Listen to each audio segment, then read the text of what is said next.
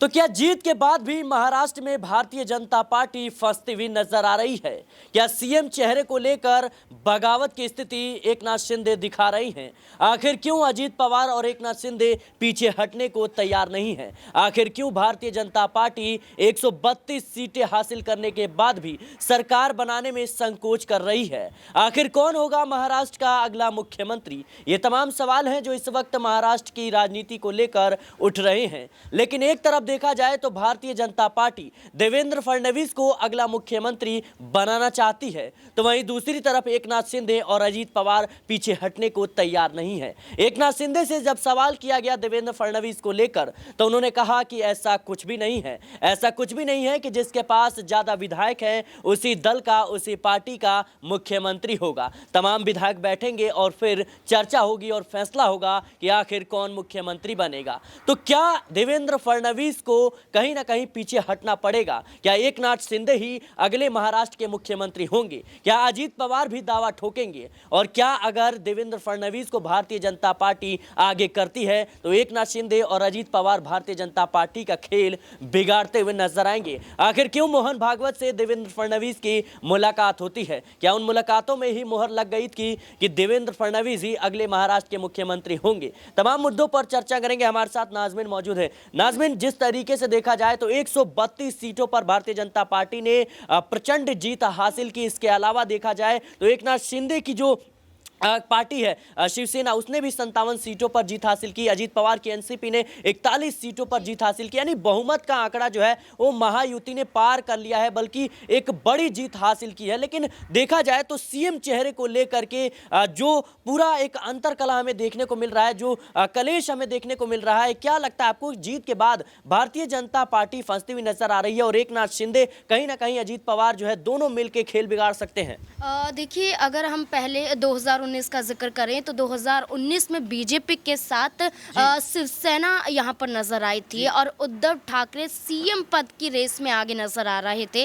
और उद्धव ठाकरे जहाँ CM race में आगे दिखाई दे रहे थे, लेकिन इस गठबंधन के तहत देखा जाए तो देवेंद्र फडणवीस वो चेहरा थे जो उद्धव ठाकरे का खेल बिगाड़ने के लिए तैयार नजर आए। ये कहा जा रहा था कि देवेंद्र फडणवीस खुद आगे नहीं, बल्कि अमित शाह, जो गृह मंत्री है अमित शाह, उनकी रणनीति थी महाराष्ट्र में कि देवेंद्र फडणवीस को मुख्यमंत्री बनाया जाए। लेकिन खेल देखिए कि उद्धव ठाकरे ने बीजेपी का साथ छोड़ा और वो जाकर मिल जाते हैं कांग्रेस पार्टी के साथ, और जो एनसीपी शरद पवार की थी उन पार्टी के साथ हाथ मिला देते हैं, बहुमत साबित कर देते हैं और सरकार बन जाती है उद्धव ठाकरे की। मुख्यमंत्री पद की शपथ ले ली जाती है, लेकिन देखा जाता है कि एकनाथ शिंदे उनका खेल बिगाड़ते हुए नजर आते हैं। एकनाथ शिंदे विधायकों के साथ गुजरात के होटल में गृह मंत्री अमित शाह से मुलाकात करते हैं, रातों रात मुख्यमंत्री बदल जाता है। अगली सुबह एकनाथ शिंदे मुख्यमंत्री पद की शपथ लेते हुए नजर आते हैं।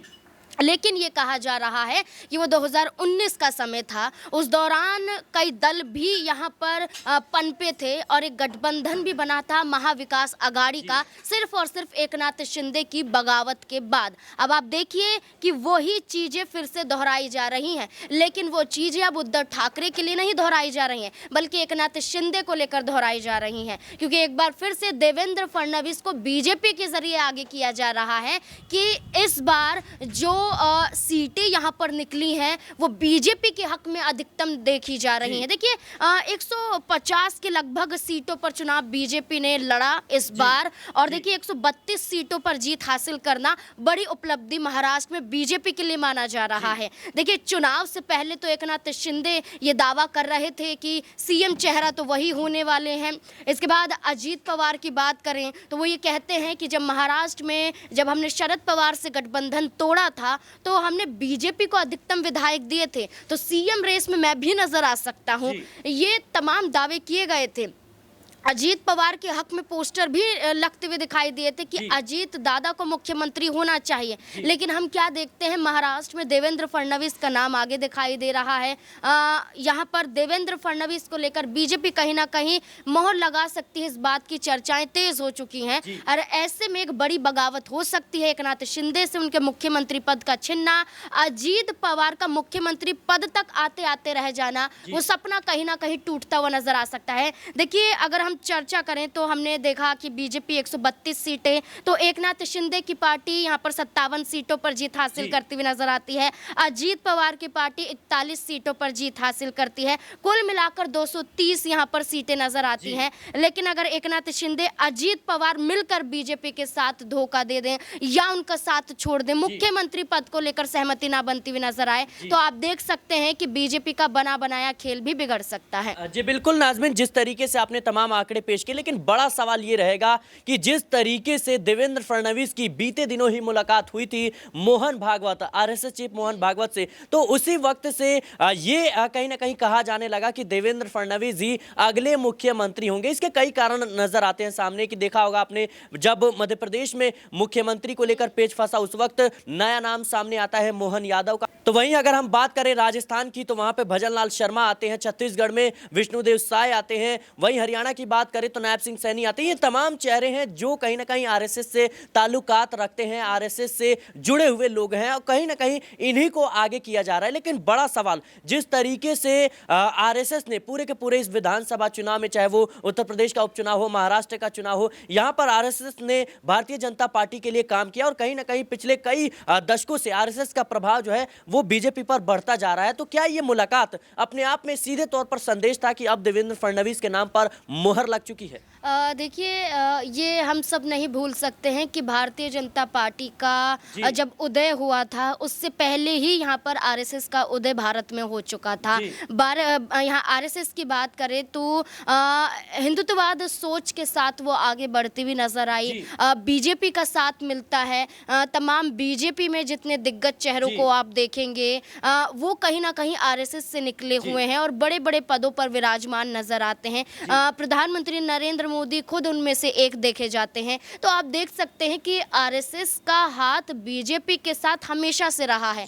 लेकिन एक बड़ा बयान लोकसभा चुनाव के मद्देनजर हमने देखा था, जब यहाँ पर बीजेपी के एक दिग्गज नेता ने बड़ा बयान दिया था कि वो एक संगठन है, लेकिन हम एक पार्टी हैं। राजनीतिक रूप से बीजेपी के राष्ट्रीय अध्यक्ष जेपी नड्डा द्वारा ये बयान दिया गया था, और इस बयान से दर्शाया गया था कि वो एक धर्म से जुड़ी हुई संस्था है और हम एक राजनीति से जुड़ी हुई पार्टी है, कभी एक नहीं हो सकते हैं। तब आरएसएस ने भी अपना कहीं ना कहीं पैर खींचने का फैसला कर लिया था। लेकिन आप देख सकते हैं कि खुले तौर पर ना सही, लेकिन आरएसएस के जरिए अभी भी साथ बीजेपी का दिया जाता है। तभी तो शिवराज सिंह चौहान की अगर हम बात करें, वो खुद आरएसएस का एक चेहरा है, और शिवराज सिंह चौहान को सीएम पद नहीं मिला, लेकिन केंद्र में देखा जाए तो बड़ी जिम्मेदारियां बीजेपी के जरिए सौंपी जाती हैं। नाज़मीन, क्या लगता है आपको कि जिस तरीके से भले ही जो महाविकास आघाड़ी है वो बहुत दूर है अभी बहुमत के आंकड़े से, और कहीं ना कहीं हम सोच भी नहीं सकते, लेकिन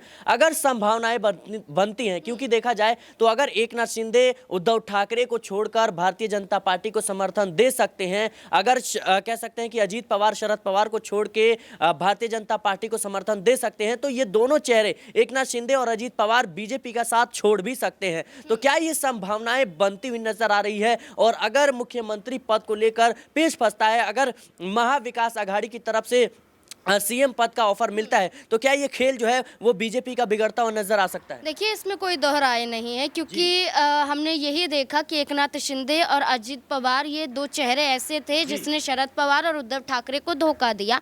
विधायकों के साथ बीजेपी के साथ आ जाते हैं, लेकिन अब वही चीजें दोहराई जा रही हैं अजीत पवार और एकनाथ शिंदे को लेकर। देखिए, अगर देवेंद्र फडणवीस सीएम पद को लेते हुए नजर आते हैं, अगर हाईकमान द्वारा फैसला लिया जाता है, तो एकनाथ शिंदे और अजीत पवार सीएम के पद पर नहीं आ पाएंगे। या तो उन्हें यहां पर उप मुख्यमंत्री बनाया जाएगा, या फिर नाराजगी जाहिर करते हुए एकनाथ शिंदे और अजीत पवार बड़ा खेल कर सकते हैं। जैसे कि मैंने शुरुआत में ही कहा कि बीजेपी और शिवसेना और एनसीपी, एकनाथ शिंदे, अजीत पवार, ये तीनों पार्टियां मिलकर 230 सीटों पर जीत हासिल करती हुई नजर आई हैं।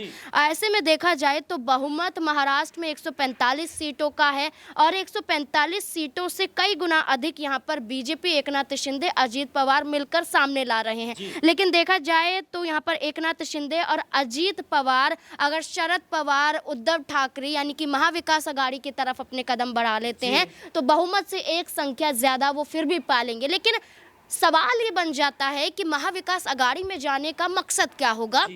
जैसा कि आपने कहा मुख्यमंत्री चेहरा, मुख्यमंत्री की कुर्सी इतनी बड़ी कुर्सी है तमाम राज्यों में, लेकिन महाराष्ट्र में तो अधिकतम देखा जाता है कि इसी कुर्सी के लिए किस तरीके से बगावत हो जाती है। और यही बगावत देवेंद्र फडणवीस द्वारा भी दर्शाई जा रही थी, लेकिन हाईकमान द्वारा उन्हें 2019 में भी संभाल लिया गया था। इससे पहले भी देवेंद्र फडणवीस को संभाल लिया गया था। देखिए, अजीत पवार और देवेंद्र फडणवीस महाराष्ट्र के उप मुख्यमंत्री हैं। अब फेरबदल अगर होता है तो झटका तो ज़रूर लगेगा, और ऐसे में अगर सीटों को लेकर चर्चा कर ले तो साफ तौर पर नज़र आता है सिराज कि यहाँ पर एकनाथ शिंदे, अजीत पवार पर सारी निगाहें टिकी हुई हैं, क्योंकि महाविकास आघाड़ी की तरफ से ऑफर देने का मकसद सिर्फ एक ही है कि उन्हें मुख्यमंत्री बनाया जाएगा। लेकिन आप ये देखिए कि एकनाथ शिंदे को ऑफर दे दिया सीएम पद को लेकर, तो अजीत पवार की नाराजगी बढ़ सकती है कि मुझे तो सीएम के लिए ऑफर नहीं दिया गया, अजीत को दिया जाएगा तो फिर एकनाथ शिंदे की मुश्किलें बढ़ेंगी। तो ऐसे में अभी बहुत बड़ा खेल बाकी है, क्योंकि अभी महाराष्ट्र में सिर्फ सरकार जीती है, अभी तो कैबिनेट का विस्तार भी होगा, अभी विधायकों के मंत्री बनने की बात भी सामने आएगी, और सीएम पद और डिप्टी सीएम का मामला भी देखा जाएगा। तो सही मायनों में देखा जाए तो अभी खेल शुरू होगा। जी बिल्कुल दर्शकों, अभी तो खेल शुरू हुआ है, क्योंकि देखा जाए तो भले ही भारतीय जनता पार्टी जीत गई है, भले ही एकनाथ शिंदे की शिवसेना जीत गई है, लेकिन कहीं ना कहीं अभी जो दाव पेच है वो मंत्रिमंडल विस्तार को लेकर हो सकता है, दाव पेच है सीएम चेहरे को लेकर हो सकता है। और तमाम जो दल हैं, खासतौर पर भारतीय जनता पार्टी हो, शिवसेना हो या फिर एनसीपी हो, ये तमाम जो पार्टियां हैं अपने अपने विधायकों के साथ अलग अलग बैठकें कर रही हैं। और जाहिर सी बात है इन बैठकों का मतलब सिर्फ और सिर्फ एक ही हो सकता है कि शक्ति प्रदर्शन और आगे क्या प्लानिंग करनी है, किस तरीके से क्या मांगे रखनी है, ये तमाम चीजें हैं जिन पर अभी कहीं ना कहीं चर्चा करना ज्यादा अहम हो जाता है। फिलहाल के लिए इस रिपोर्ट में इतना ही। देश और दुनिया की तमाम खबरों के लिए बने रहने नेक्स्ट पॉलिटिकल बाइट के साथ।